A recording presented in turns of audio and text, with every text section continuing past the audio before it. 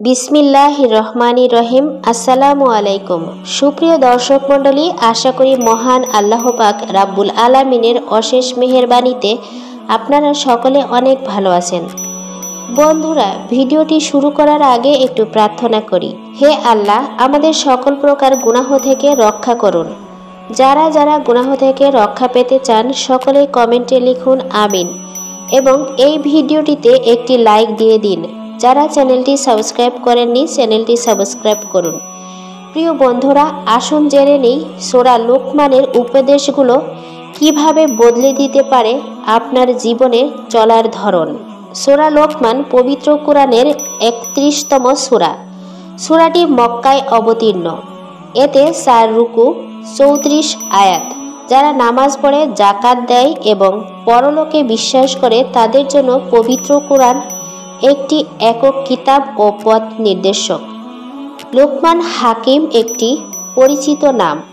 লোকমান শয়ীব পুত্রের প্রতি আল্লাহর একত্ব বা তার কৃতজ্ঞতার স্বীকার, বাবা মার সেবা যত্ন, নামাজ আদায়, যাকাত প্রদান ও বিপদে ধৈর্য ধারণ সম্পর্কে যেসব উপদেশ দিয়েছিলেন তা উল্লেখ করা হয়েছে। অহংকার না করা, সংযতভাবে চলাফেরা এবং নম্রভাবে কথা বলার জন্য উপদেশ দিয়ে বলা হয়েছে। গলার আওয়াজের মধ্যে গর্দভের গলায় সবচেয়ে শ্রুতিকটু। লোকমান তার ছেলেকে উপদেশ দিয়েছিলেন। উপদেশগুলো বদলে দিতে পারে জীবনে চলার ধরন। ১. আল্লাহর কোনো শরিক করো না। আল্লাহর শরিক করা তো চরম সীমা লঙ্ঘন। ২. নামাজে দাঁড়ালে অন্তরে হেফাজত করা। নামাজে দাঁড়ালে তখন মনকে স্থির রাখা কষ্ট হয়ে পড়ে। ধরা যাক কোনো একটা জিনিস হারিয়ে ফেলেছেন, অনেক খুঁজেও পাননি। দেখা যায় নামাজে দাঁড়াতেই মনে পড়ে জিনিসটা অমুক জায়গায়। শয়তান মনকে স্থির থাকতে দেয় না। নামাজে দাঁড়ালে সারা দিনের হিসাব কষে। নামাজে দাঁড়ালে কাজের রুটিন তৈরি করে। লোকমান হাকিম বলেন, নামাজের সময় অন্তরের হেফাজত করো। ৩. খাবার ধীরে সুস্থে খাওয়া। তাড়াহুড়া করে খাবার খেতে গিয়ে গলায় আটকে যায় অথবা খাবার উপরে উঠে নাক জ্বালাপোড়া করে। একটু অসতর্কতায় বড় বিপদ ডেকে নিয়ে আসতে পারে।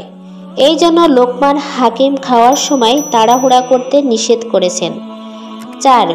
অন্যের ঘরে গিয়ে এদিক ওদিক না তাকানো।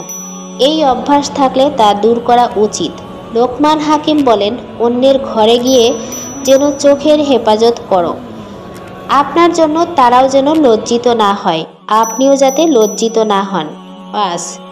কথা বলা বা ভাষণ দেওয়ার সময় নিজেকে সংযত রাখা। অসতর্কভাবে কথা বললে বিপদ হতে পারে। বেশি কথা বললে নিজের মর্যাদার হানি হয়। ৬. মৃত্যুকে এক মুহূর্তের জন্য না ভুলে যাওয়া। মৃত্যুর কথা স্মরণ রাখা, কারণ যে কোনো সময় মৃত্যু চলে আসতে পারে। ৭. আল্লাহকে স্মরণ করা।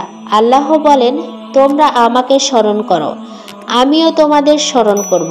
সূরা বাকারা আয়াত ১৫২। যার অন্তরে সবসময় আল্লাহর জিকির থাকবে, যার জীব সবসময় আল্লাহর জিকিরে ব্যস্ত থাকবে, আল্লাহ তাকে প্রিয় বান্দাদের কাতারে সামিল করে নেবেন। ৮. কারো উপকার করলে সেটা একেবারের জন্য ভুলে যাওয়া।